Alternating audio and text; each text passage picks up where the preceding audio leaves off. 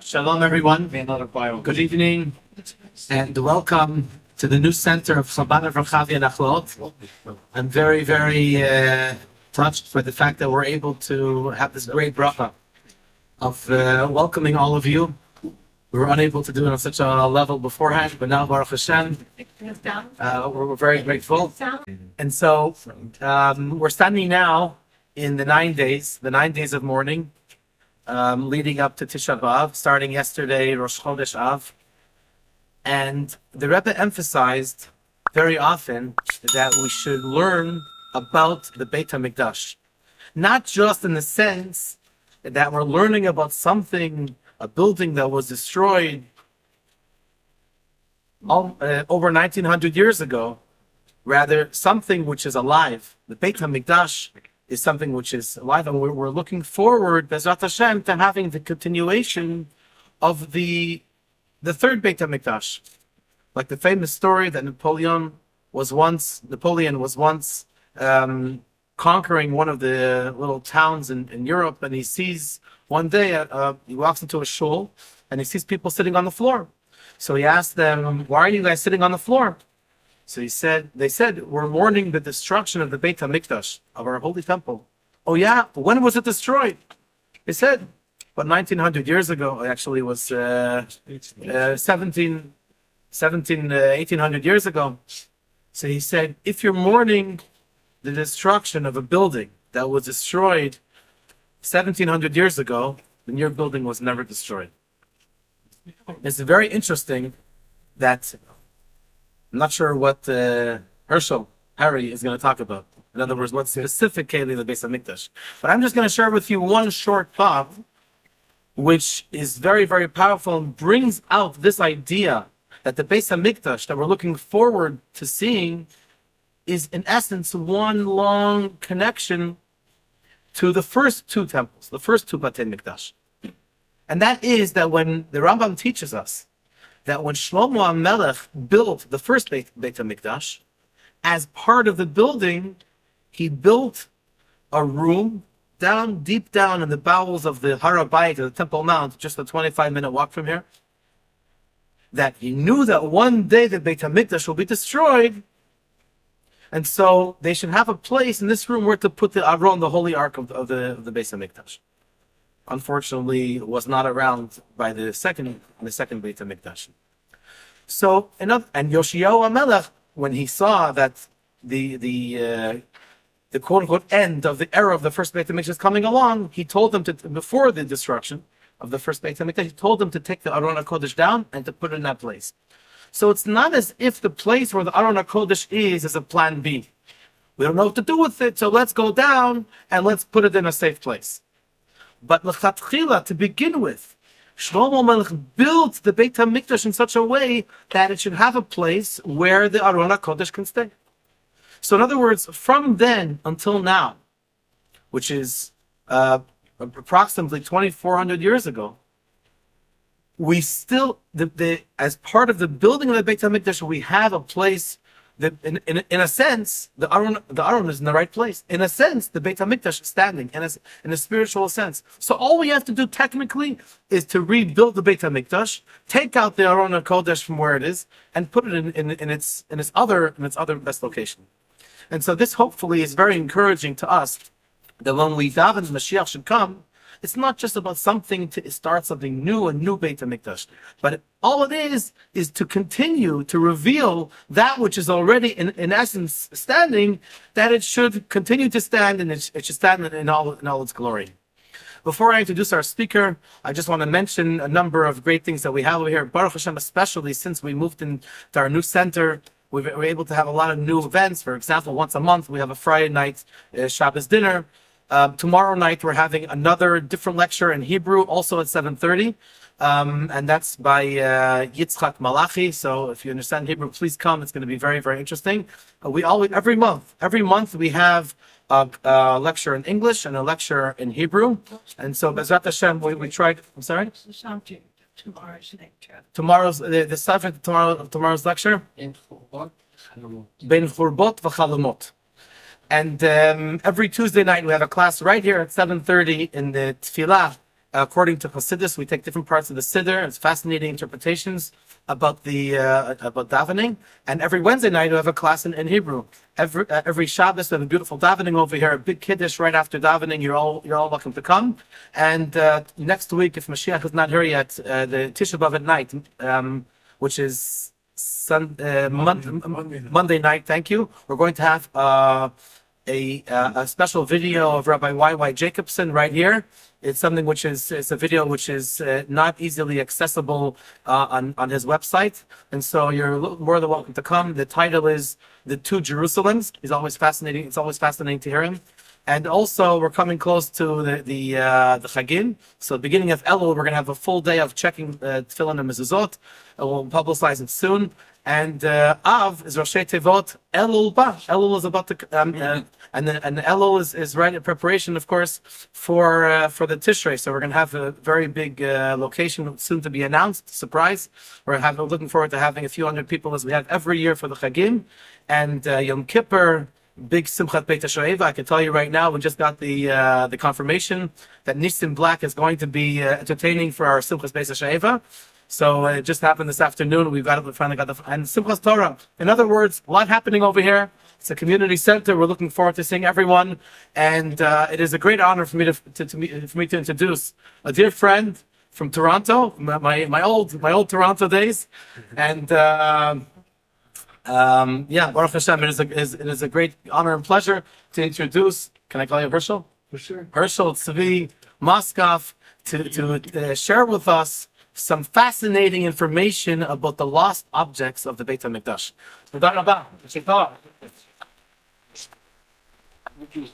Hi everyone. I think that's the best place for you to put it. Yeah.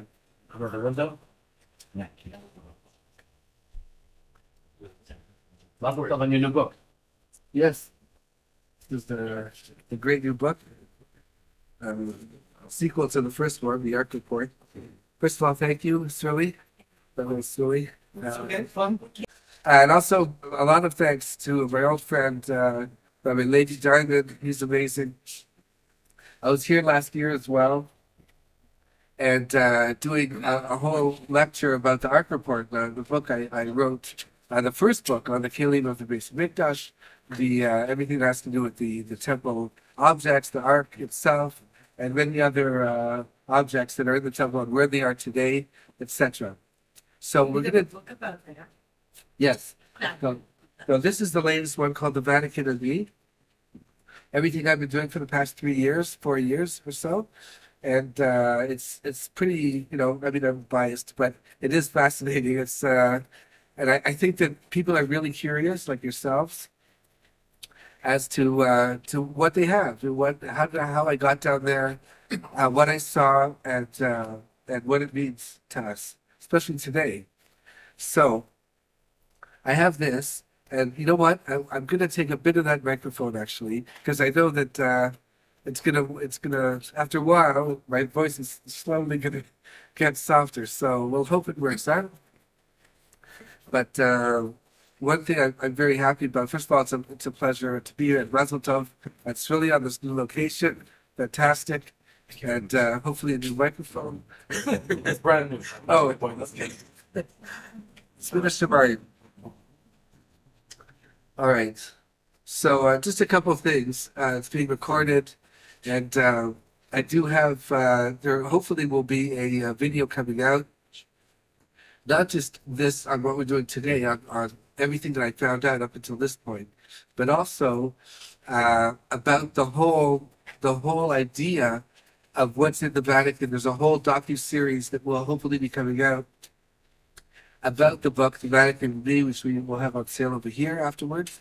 It's Hashem, God willing. And so I really wanted to emphasize that this particular lecture is one of the only lectures I'm going to do, actually, about the subject. I did it for my friend who called me over, friends. And for me, I don't normally, I like to lecture, and I'm used to lecturing, but about this specific subject, it's very sensitive, obviously, and diplomatically, with the ambassadors involved, etc. So I can't just, speak freely, as it were. There's certain things I can't say and not, but I'm going to try to reveal really as much as I can, as I do in the book, without, overstepping, so to speak, burning the bridge, which I don't want to do. Unless it's already burnt, but as soon as this video comes out. At any rate, so what I'm going to do, first of all, if you have any, the way I always start is if you do have any phones, put them on silent or vibrate or whatever. That always helps. And I think that what we're going to do this time around is we're going to start with, I want to make sure everybody here gains something from this. So maybe we'll start. I'll take a little bit. Could you tell us how you started this, Okay. the journey? I was going to say questions first, but yeah, that's a question. So how did I start? Okay. Because then we'll get so many if we don't start with talk to 9 o'clock. Okay. Okay, like I said, 2 Jews, 3 opinions. Okay, so you tell me about the other ones. I want to know where all that stuff is. Good stuff. That's the question. That's the question. It actually goes along with that question. Okay. So it started off, we moved here about 20 years ago from Toronto, as Michelle was saying. And I started off in patent law, IP law. But my real passion is biblical archaeology and journalism. I write for the Jerusalem Post. And one of the things that really got me going was inspired was this whole idea of, the first book, the Ark Report, where the Ark is, where these other things could be found today. So I did lots and lots of research. I'm very good at that. And I found, the Vatican doesn't have the Ark, okay, that's for sure. It's actually, it's actually under the Temple Mount, where it was 2,700 years ago or so. It's been the same place ever since. I mean, only, really, it's a theory, right? I prove it in the first book. I obviously believe it, but only Eliyahu Navi, Elijah the prophet, really knows where it is. But it's a theory, and I believe it to be true. The other Keilim of the Beis Hamikdash, this is something I really got into. Of course, it doesn't pay as well as being in a law firm, but what started out as a hobby became something that I do pretty much full time. The other, chapter 4 and 5 of this book, by the way, does deal with where the Keilim are, what the Vatican does have in terms of the temple items, what I found, and an interview, an incredible story, which I'll tell a little bit over here. Maybe we'll start with that, since there's a lot of interest. And where the other Keilim are, where there are other vessels that can be found right here in Jerusalem. So that's incredible. Whatever I did write in the first book is in this book. So that's chapters 4 and 5. But I got so interested in it, I started to lead tours, etc., on beside the Temple Mount and the tunnels, etc. And I started to do research as to how they got there and why. Essentially, what happened at the Vatican, I'll tell the story first, due to popular demand. Okay, to make a long story short, about 50 years ago, there was somebody who was, actually we interviewed him, he's not around anymore, he was about 75 years old. I went with my wife to his place, and we met in a whole bunch of incredible circumstances at the hotel. And he actually went to the Vatican himself. He actually went to the university there. There's a university for postgraduate medical school. This was about 40, 50 years ago. And he started off totally not religious. He became, once he was here in Israel, he comes from a wealthy family, became more and more religious. And when he came back to his family, this is after like 2 years in Or Sameach, Actually, it was a French yeshiva in Jerusalem. And his family said, listen. So basically, this is what happened. We got together. He said, you know what? I have to tell you what happened. He already knew that I was into this. I was doing research, my first book, etc. He said, I have to tell you a story. I barely told it to anybody. But I was there at the Vatican. I started to become more religious. Before going there, I was in a yeshiva here in Jerusalem. And as I was becoming more and more religious, I went back to life. Okay, so what happened? Essentially, he went back to his family. His family didn't like the fact that he was religious. So what does he do? His family says, listen, If you don't finish your med school and become a doctor, you're out of the whip. Typical Jewish, So he says, what do? I either continue to become religious or I go to med school. So he asked this rabbi, and this rabbi, Baruch Hashem, the Jewish cult, says, do both. So back then there wasn't so much of a correspondence course, but what happened was the only university that offered a post-grad medical course was the Vatican, believe it or not, in Rome. So he went there. But first it started off as like correspondence. He sent everything by mail, etc. By this time, it was already payot, black and white, the full deal. But the last semester, they called him in, and everybody has to come in for last semester. So he comes in, 500 people in the auditorium in his class, 17,000 Orthodox Catholics. Okay, he's the only Jew, and he looks like a Jew, like the Rebbe always says, be proud. Not Chabad, but still. And so he was there, and he was causing trouble, They were talking about JC, and he was like, he could have been killed on Shabbos on Saturday because, the Beit Din doesn't meet on Saturdays. We have it in the Gemara. And he was giving trouble to them. So they decided, look, we're just going to let him graduate. The governor came and said, listen, I'm going to bring you to a place where most people have not seen, but they tried to basically convert him. But he was strong. And he kept giving them problems, showing them up, as it were. Finally, the governor became friends with the son of the governor of Vatican City. And the son says, listen, I'm going to take you, if you decide to convert, I'm going to take you down to a place where we have the vessels of your forefathers. He said, all right, he knew exactly what it meant. And by the way, anyway, so bottom line, he thinks about it, and he says, you know what? I'm going to go. And he sort of led him to believe that, maybe he will convert him from it. Anyway, one day they meet at 11 o'clock at night. They go down with the guard. I have a picture, actually, of the room next to where the kingdom are being held. Some of the vessels of the temple, like the menorah, these other things. There were actually 3 menorahs. One of them was there. I didn't see it myself, but the Rebbe many years ago gave me a bracha, gave me a blessing, that I should figure out for myself, see for myself what's down there. Whatever means possible. So far it's been very diplomatic. Thank God. They've given me a lot of respect. In the meantime, the story goes on. So they would let him to this place where there's a room. In order to get to this cave-like spot, I even said he went walking 20 minutes in galleries and storage areas underneath the west wing of the Vatican Museum. That's inside in Flow. But that's okay. That's where it is. And he walked down there, he lost track of time and everything, but in the meantime he's talking with this person who eventually became the director of the Secret Archives. Became director later on in his life. His name is in the book. At any rate, before entering this room where the sort of cave, where the temple items are, you have to go through this crazy, spooky room, which Benjamin of Tudela talks about in the 12th century.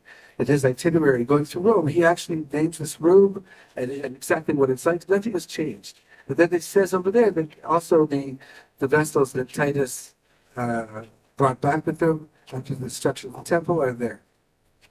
This is the 12th century, 11th century. Benjamin of Tudela, it's in the Oxford Reading Library. All of his manuscripts, which I have also. At any rate, in order to get there, you have to actually go through this room with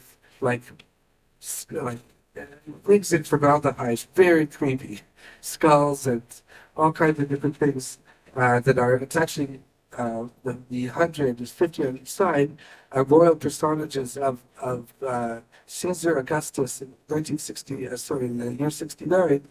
This king, this emperor, had a royal persona and a whole consort, and they decided to make it forever, so to speak, and put 50 on each side of this room, exactly what Benjamin Tudela says, and leave it there forever. And so it's very, these people looking down upon the picture. He got a picture, and I took it without him really noticing. But I have the whole thing on tape, which also he didn't notice. At any rate, there was someone else there, I don't know if he's here today, Michelle Calvo, who actually helped me out a lot with this. At any rate, in order to get to this room, you have to go through this. And he said he wouldn't do it. He said you could be the Kohen Gadol, the high priest on Yom Kippur, and you won't be able to get off that tuma, that impurity, that crazy. And I think they did it on purpose because, if a janitor's walking around, he's not about to go into that place. But it's funny because Pharaoh did the same type of thing. It says in the Midrash that Pharaoh had 400 entrances to his palace. But outside each entrance were lions and all kinds of very scary objects, including Yidden that passed away, like heaps of dead Jews. So no one wanted to pass through there. Sure enough, we know that the 70 elders that went in with Moshe Rabbeinu, with Moses, one by one left out of fear. So I think that the Pope and everybody sort of adapted the same psychology, the same thing, and no one goes into that room. But at any rate, though, in this picture, you can see at the end the entrance to this cave.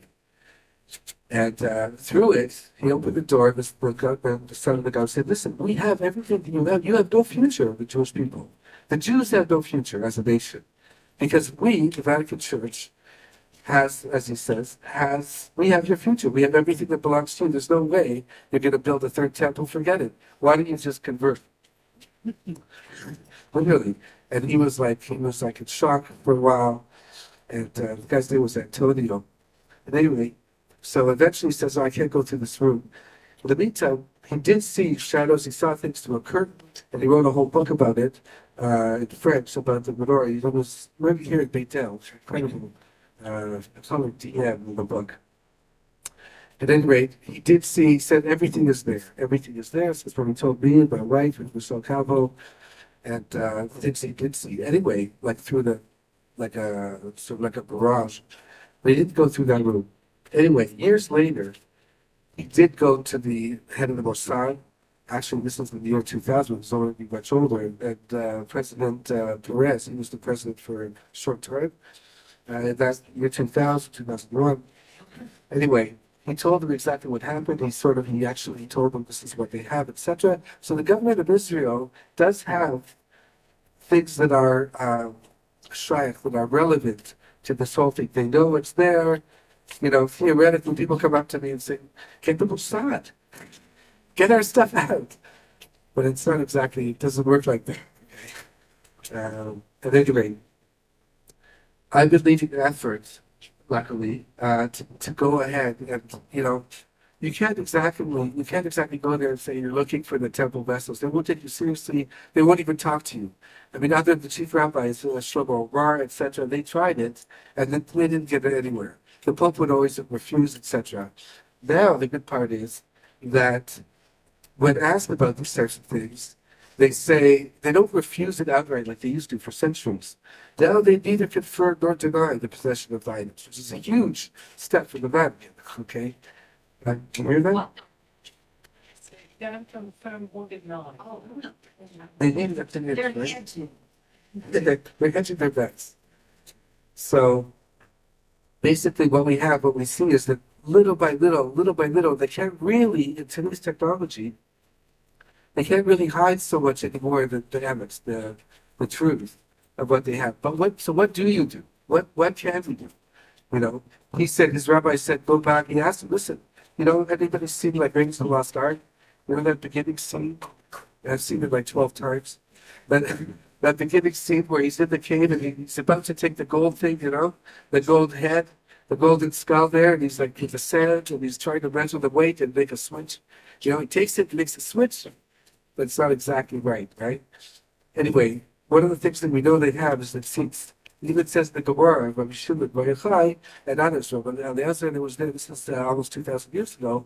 What they saw at the Vatican, I can tell you why it's still there, and it wasn't taken by the Romans. What is the seats? The seats, is that golden like diadem crown, the head plate that the Kohen Gadol, that the high priest wore as part of his 8 garments. Thank you. And there's actually 3 of them in the temple. One for backup, like it says in the Gemara of the Buddha. All the temple vessels were backed up in case they became impure, etc. I used to know for sure there was one of them there, from different leaves, and I'll tell you one of them. Now I know there's 2. There are 2 of these things there at the Vatican. We also know the Parochim is there in its last case. People write to me from all over the world telling me about crazy stories about their father who was a soldier in Rome, and for a while then he got down amazing. So they have the Parochim with the Terenet. Parochim is the curtain, by the way. The curtain was in the temple, it's the second temple. Right? Yes. But way bigger. Anyway. But that's not. 2 Parochims? Oh no, that's different. That's divided between the whole Kodesh and the Kodesh. This is the one that was in the front, towards the entrance of the temple. Yeah, that was. What did you say? It was It's a big curtain to allow the priests, the Kohanim, my ancestors. What used to do It was torn with the sword of Titus, as we know. It says in Josephus that Titus came, the story of Josephus, and put his sword through it. That same thing is still there in a glass vacuum-sealed case in the Vatican. So we know that's there. We know that Titus there. So he said, Stian actually said, listen to his rabbi. He said, listen, why don't I just make a switcheroonie a la, Gifty, Indiana Jones, and take something that looks like it is covered in scars, and say, and I'll go down there, I'll see the seats, I'll take it back to Israel. And I'll put this one instead, like, I don't know, copper, or I'll make a duplicate. Made out of, copper or whatever. I don't know. So his rabbi said no, because you know what, when they do find out, if and when, then it's going to be like, what's it called, those international police, Interpol. It's going to be a case of Interpol, but the Moskoff said also, excuse me. And what are we going to do with it? It's going to cause a huge amount of infighting. The Ashkenazic rabbi is going to want it. The Sephardic, the Jewish Roman community, by the way, the Jews in Rome, I bet that the heads of that community, and the director of the Jewish Museum there. Anybody been there to Rome in the Vatican? 1, 2? Mm-hmm. Couple people. So they claim that if we do get things out, not only things like obviously the Beis temple, but also let's say other things, Byzantine era, which is part of this book, and whatever belongs to the Jews, whatever we do get out, like let's say I'm successful. Byzantine. Byzantine is the next era after the destruction. No, I thought you said it was something called a T arrow. T era? Well, no, although I could use all of them. In the end, they said no, and you can't make the switch. You have to keep it there, but we have to knowledge, and we know what's in there, which is amazing. So, at the end of the day, I realized, and I was told, actually, I met with the Ministry of Foreign Affairs, this is a long answer to your question. But I met with them, and they told me exactly what to say, what not to say, and you cannot go in there looking for temple stuff. They just, like so much happened to Shlomo Mar and the chief rabbi, they won't take you seriously. It'll be a very awkward moment.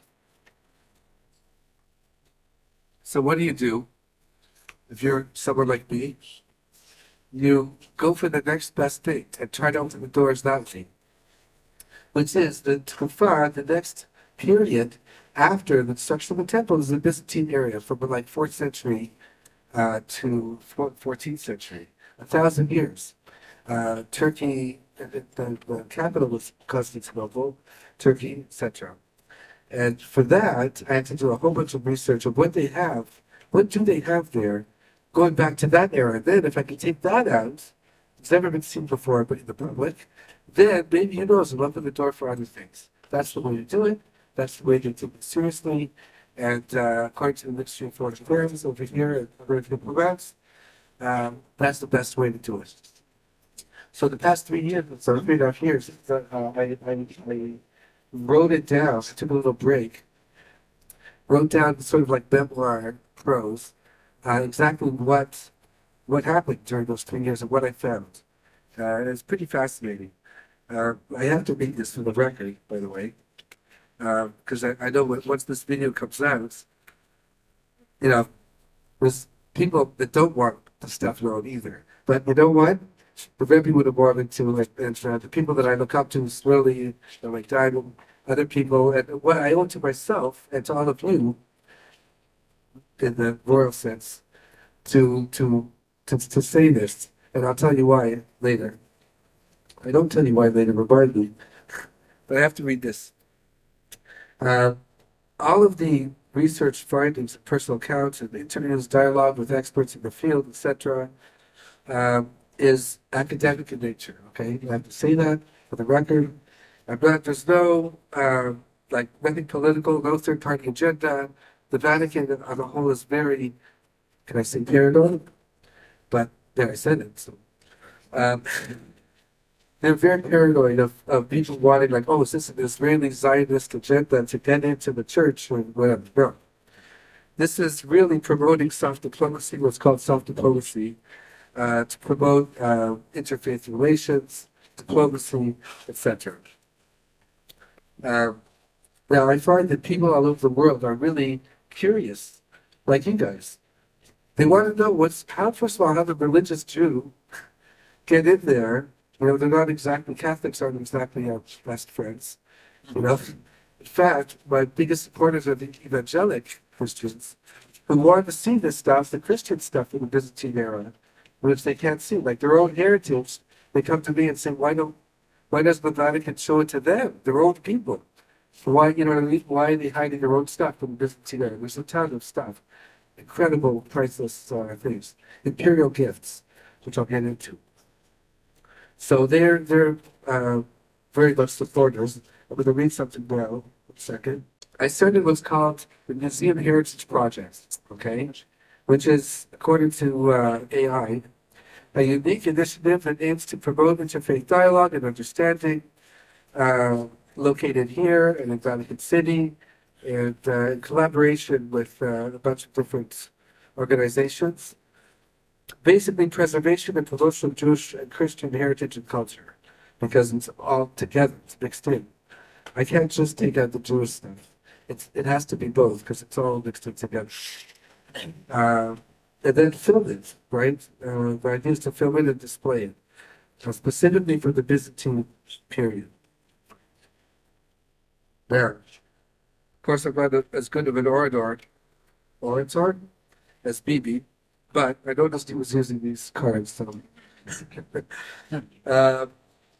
So anyway, I noticed though that there is a bit of an agenda happening. Like there is this idea of covering up this whole period, and the question is why. You know, and what do they have there? What do they have? Okay, besides the temple items, what do I have real proof of? So that I'm going to tell you right now. I'll also read you a quote. And again, I don't go like promoting this, you know, I don't go like advertising or promoting this, but because I was asked to speak here, and you guys, it's a salute that I have, and everybody that I can actually say this publicly, because for years I wasn't able to. But here's part of what we have, and I can prove it, and they know that. Okay, so first of all, we're talking about 400 years after the sacking of Rome. Okay, we're talking about this empire, 26 million people. Okay, so they have an extensive collection over there at the Vatican of Byzantine art, also liturgical objects, but mainly Sephardi Jewish objects, because there was a significant Jewish community in the Byzantine Empire, 2,500 Jews in Constantinople, which is currently Istanbul. But this is the key right here. In the year 1203, Pope Innocent III, the infamous Pope Innocent III, sent a letter, several letters and gifts, imperial gifts, to different places in Rome. Now he received these gifts from Baldwin, the emperor, first emperor, Latin emperor of Constantinople, Baldwin I.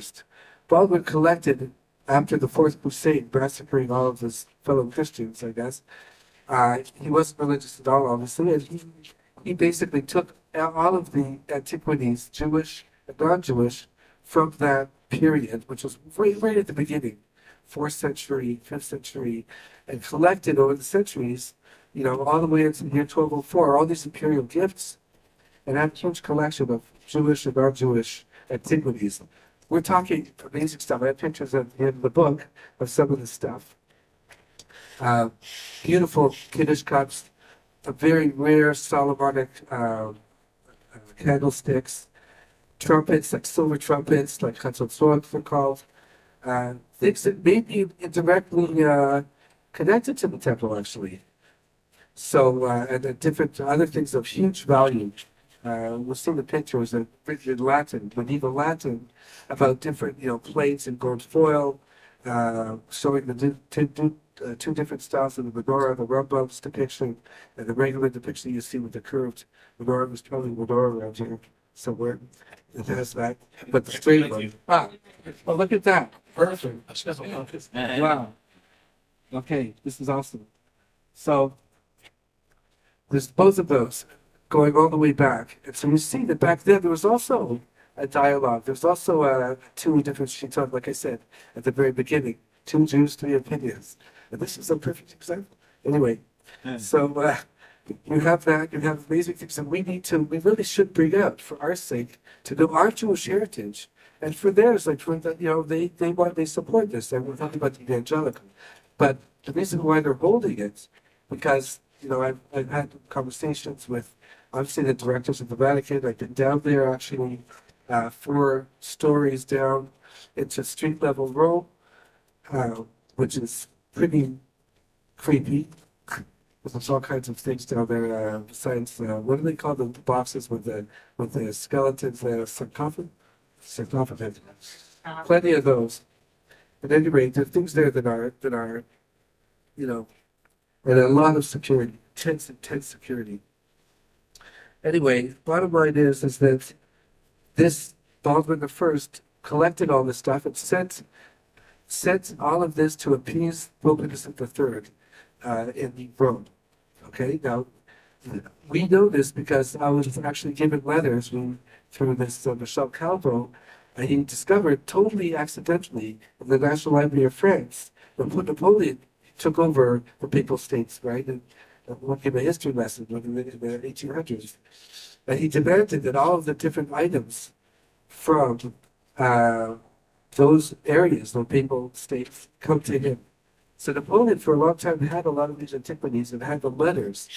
So this letters from Pope Innocent III saying, we have all this incredible list, like a manifest, like an inventory of everything we have. Now, I have those letters that the National Library of France is sending 2 at a time, you know, slowly. And like I said, thanks to Michel Calvo, you know, he's the one that's first started on this with the Shabbat, really divinely ordained, I'd say. And now, Michel Calvo. That was the older man. The older man, right. Oh, Yeah. so could you say that again? So he's an international lawyer, a French lawyer, and he came across, in the case that he was doing, he came across letters in medieval Latin, basically, from Pope Innocent III, and like basically correspondence between him and Baldwin I about these incredible imperial gifts. What was the reference to the surname Calvo? That's just the name of the researcher who called me and asked me specifically to do this. He knew my background as an investigative archaeologist and one of the things to my first book, etc. He said, "You're the guy," you know, and he was right, as it turns out. So I presented this to the Vatican through a lot of diplomacy, going back and forth 4 or 5 times in the past 3 years.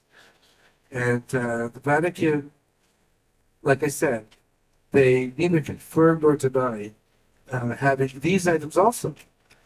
And why is that? Can anybody just guess why they would deny having even the Christian items and the Jewish stuff? But why would they be upfront about it? It's never been seen in public before. Everybody? What was that? Give it over again. They want to. Right, they won't have to. Question is why? Why don't they want to give it over? And return stolen items Oh. back to the original owner. Oh, restitution. The R word. Repatriation. You know what? I don't even go there. I can't even step there because the state of Israel won't let me even mention it. And they're right. They're right. Because once you mention restitution, forget it. Once this thing goes through, if it went, they won't allow it. Right now we have the director of one of the museums in Tel Aviv, I would Muslim. They said they would pay a good amount of money to have the imperial gifts come to Israel. So the former museum director, Vatican museum director, told me personally, that's not going to happen. There's no way. Unfortunately, the Gaza war put everything back, relations diplomatically with the Vatican, back quite a bit. And they won't let anything out of Rome itself. Not even Rome itself, actually. They won't out of Vatican City. They won't even do it. So there is that element. We do have there's a huge Bible museum in Washington that has offered quite a lot of money to privately sponsor, bringing the items out. They won't do that either. But that's a good point. The main reason is, what did they find? And this is the crazy part, okay? They may actually find, because it goes all the way back to the origins of Christianity and Jewish stuff, they may find things that theological problems, Narrative. The narrative. The narrative, right. The narrative, that's it. How do they say nowadays? It's a word they use, Obama uses this word all the time. And everything is in context, everything is in, what's the word? They like to use this word not to put the finger on the subject, but it's all relative, that type of thing. The point is that they may find things that would make JC not into a godlike figure, okay? Because back then, so that's all mixed in with the Jewish stuff.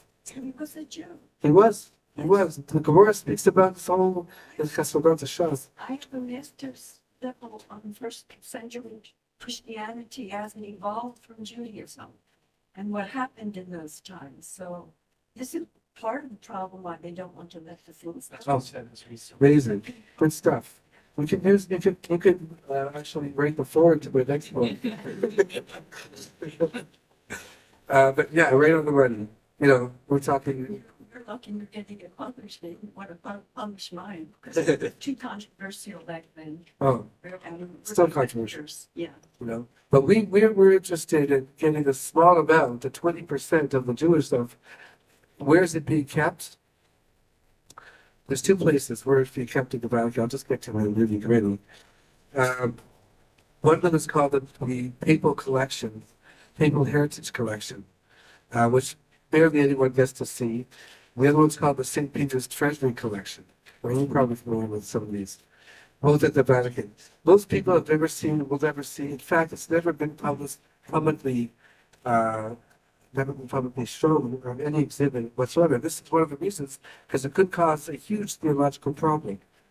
But the reason why I'm doing it, and the reason why, when I want to tell the message, when we made an Aliyah, so Rabbi Fast from Nefesh B'Nefesh, anybody know? Yeah. He told me, we had all these interviews from Toronto, and he said, make sure you stay on message. On message. So the message is really, here I'm opening up the door. I'm opening up the door now, Besides the government of Israel, both sides, the Shmuel, everybody's really into this, moving on to the success of this project. We basically we've been moving forward, and now we're at a point where there's only one thing left to do. There's only one way of moving forward. I've provided all the proof that I can, and I've met all the directors, I've laid the foundation, the groundwork, and right now there's one way of moving forward. Can anybody take a guess what that would be? Let's say you were me. How would you move forward? Huh? Anybody? It's not an easy question. Huh? Get the question. Question is, now that you have a response from the Vatican saying basically, what's called diplomatic evasion. Well, that literally is the word. The ambassador told me that personally. They know that we have the proof that they have imperial gifts, which, because they're imperial gifts of Baldwin the First, by the very nature of that, it gives us the right. Everybody's into rights nowadays. Even the DEI movement. Children's rights, animal rights. You can't look the wrong way. You can't. Everybody has rights. So we actually have a right to see these, their own people as well, to actually view these antiquities. Okay? So they sort of said, they haven't actually confirmed nor denied their possession of it, but I have the proof. So what do? Go to court. That's one. I have lots of lawyers who want to sit for free, believe it or not. They can't have it. To actually do this as a pro bono, what's it called? Pro bono. I never did that, so I don't know. I probably should have. So yeah, pro bono. They really want to do this, and they want to. There are conventions that the Vatican has signed, international conventions that mention restitution, etc. You know what the problem with that is? Don't believe this. This is 21st century. The problem is proving that we were the indigenous people in Israel 2,000 years ago. Why don't these things belong to the Palestinians? Everything's political. Because they don't really want it. No, they don't. They don't care less. Yeah. Very much because we can't feel it. But Okay. if it was plundered from the Dutch, then surely, just like the Nazis had to give back what they plundered from the Jewish farms, surely we have a right to get it back without any right. Am I wrong? Is it too simple? Yes and no. On the one hand, it's too simple. On the other hand, it's more complicated. In other words, the stuff that I mentioned now that the Vatican has was not plundered. And I have the story in chapter 5, exactly what happened. If they did plunder it, it wouldn't be in the Vatican, right? It would be elsewhere, other places that where it came after the Romans plundered it. It went after the sack of Rome in 455 by the Visigoths, Ostrogoths, anything that it's a goth, actually. The Vandals also, yes, thank you. They vandalized. Anyway, what happened was that after that it went to Carthage for 80 years, right? And then after that, Carthage is Tunisia, and then after that it went to Istanbul, Constantinople, right? For about 300 years. And that's when Justinian sent them back, actually, sent them back to Israel, because there's a whole story around there. But that's what happened to the temple items that were plundered by Romans. This stuff that's in the Vatican was never actually taken by the Romans.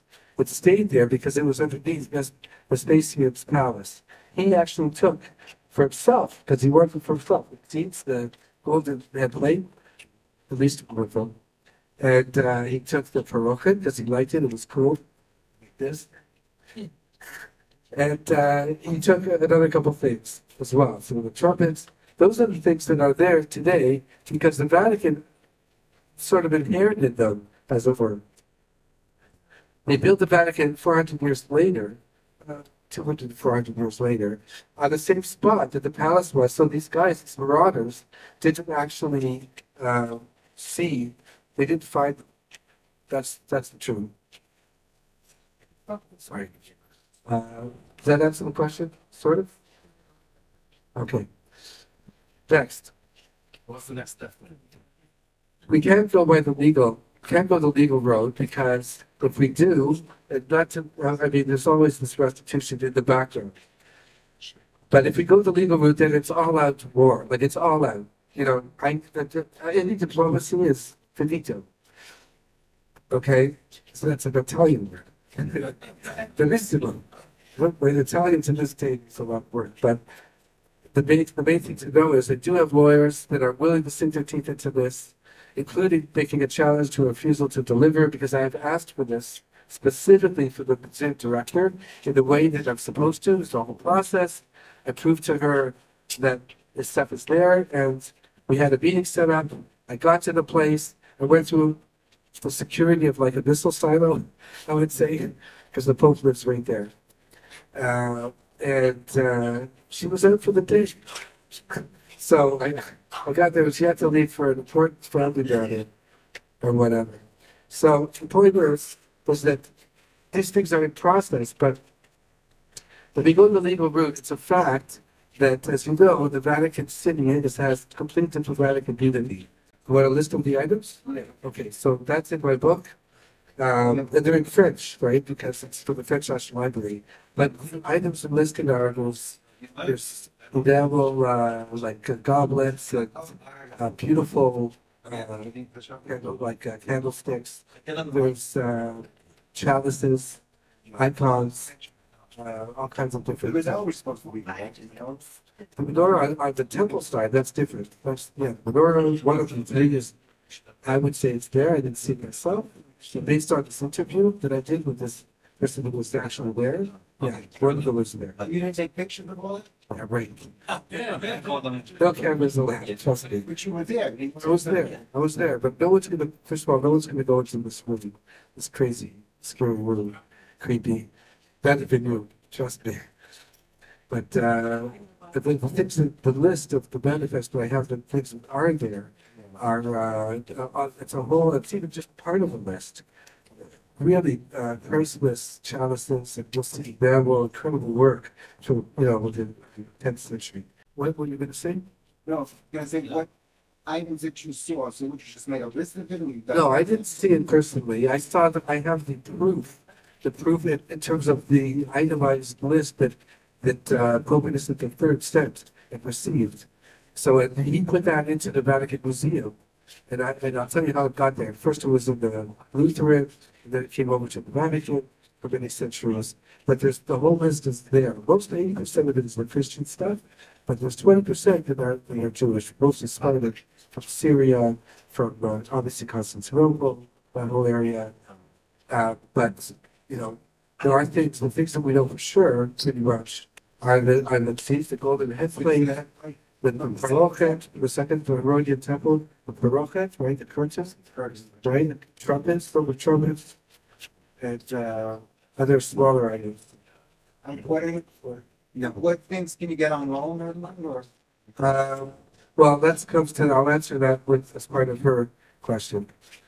You in the back there, you also had something? I think you answered it. I apologize. Bring it on. I'm willing to sit there are items from that period. The actual temple items is the three that you mentioned. Yeah.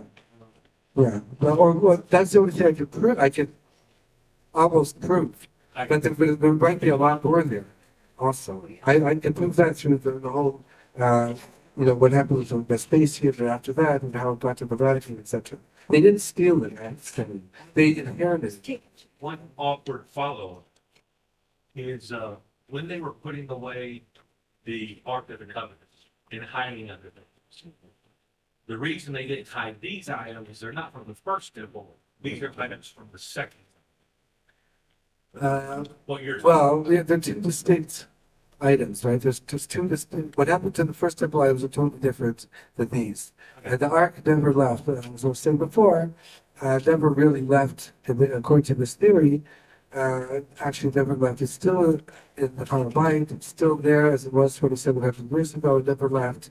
From where Rabbi Yisrael was saying, the Rambam says in chapter 4 of the Quran, that it's right underneath where the Holy of Holies is, which has nothing to do with the rock, by the way. It's close. It's just to the southwest. All right, so now I'm going to just get to the answer of this lady over here. What can we do now?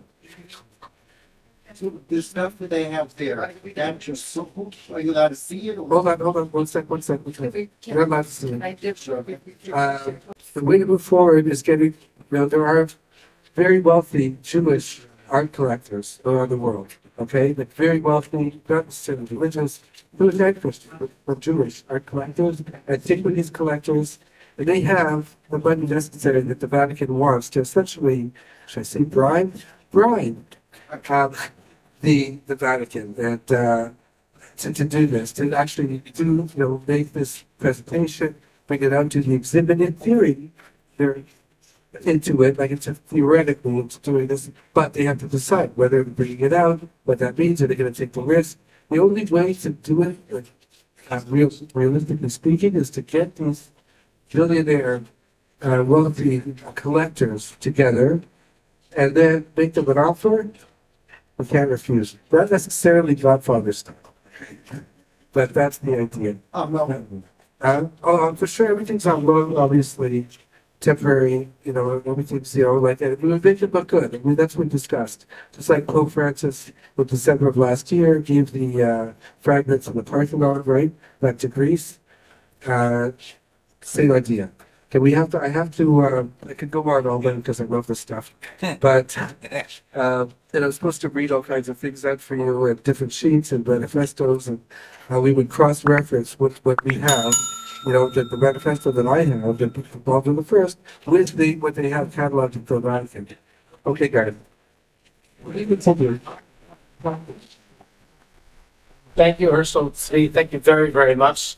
I know you know him as Harry, but for us, and this is